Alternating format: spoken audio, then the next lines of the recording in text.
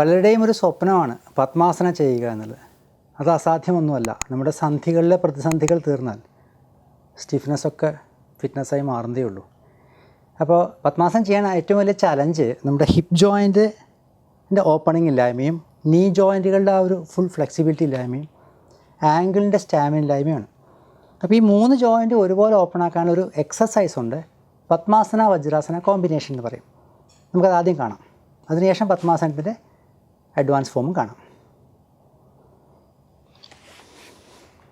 കൈ നെഞ്ചിൽ കെട്ടിവെക്കുന്നു.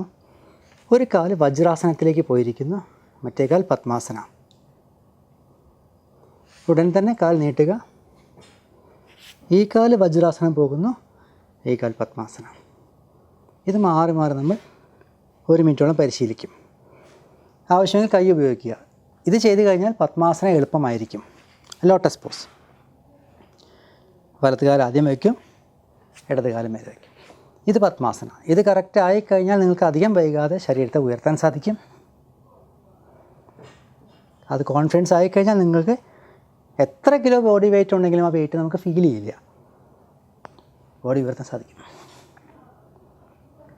കുറച്ചുകൂടി കഴിയുമ്പോൾ നിങ്ങൾ ലഘുത്വം എന്ന് പറയും, ലൈറ്റ്നസ് ഫീൽ ചെയ്യാൻ നിങ്ങൾ ഈ 6 വിരലുകളിൽ കറക്റ്റ് അതിൻ്റെ സെൻറ്റർ പോയിൻ്റ് കണ്ടെത്തണം. ബോഡി ഉയരുന്നത് അറിയില്ല. 1/2 മിനിറ്റിന് ശേഷം തിരിച്ചു വരാൻ സാധിക്കും.